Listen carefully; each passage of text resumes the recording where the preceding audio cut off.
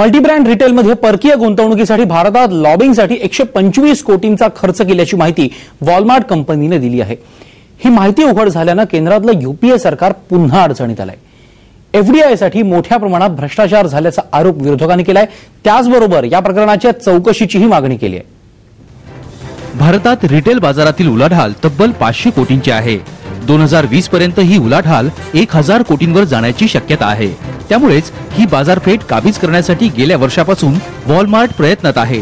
त्यांच्या लॉबिंगसाठी कंपनीनं कोट्यावधी रुपये खर्च केल्याचं समोर आलंय। अमेरिकेत लॉबिंगला मान्यता आहे।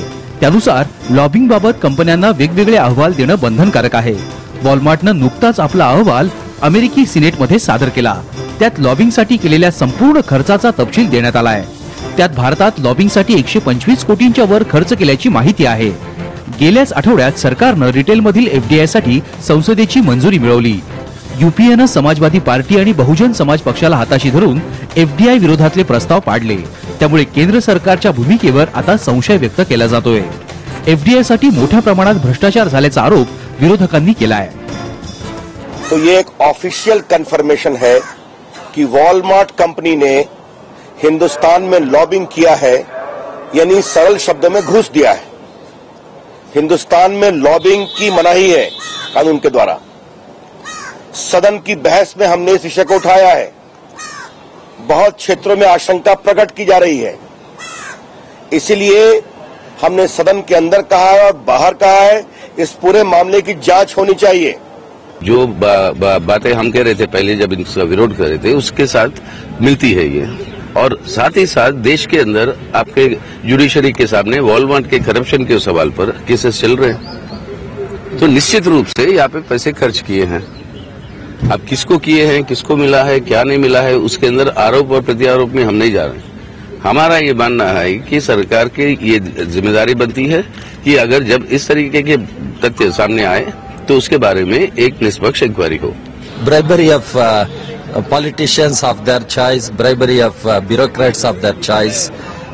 Government must come clean and explain what is the position.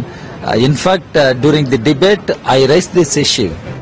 वॉलमार्टच्या अहवालानं सरकारची मात्र भांबीर उडाली आहे। भाजपच्या आरोपबाजीनंतर सरकारनं प्रत्युत्तर दिलंय। अगर भाजपा के पास कोई विशेष जानकारी है तो भाजपा उसको उजागर क्यों नहीं करती? When the issue was raised in the Rajya Sabha, the Honorable Minister of State for the Parliamentary Affairs, Rajiv Shukla, made it very clear. The government came to know of it, and the government will attend to it. And apart from that, we will convey the sentiments of the members to the Honorable Minister Shri Anand Sharma. तर आपला वॉलमार्टशी काहीही संबंध नाही असं समाजवादी पक्षानं स्पष्ट केलंय।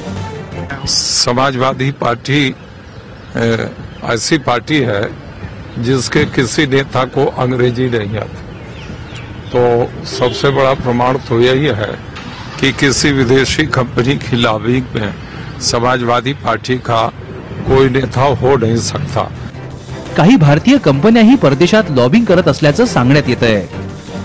The kind of situation that today India finds itself in Male vis-a-vis the GMR investment is also the result of, in a sense, inappropriate and inadequate lobbying by the Indian government by the Indian companies in Male.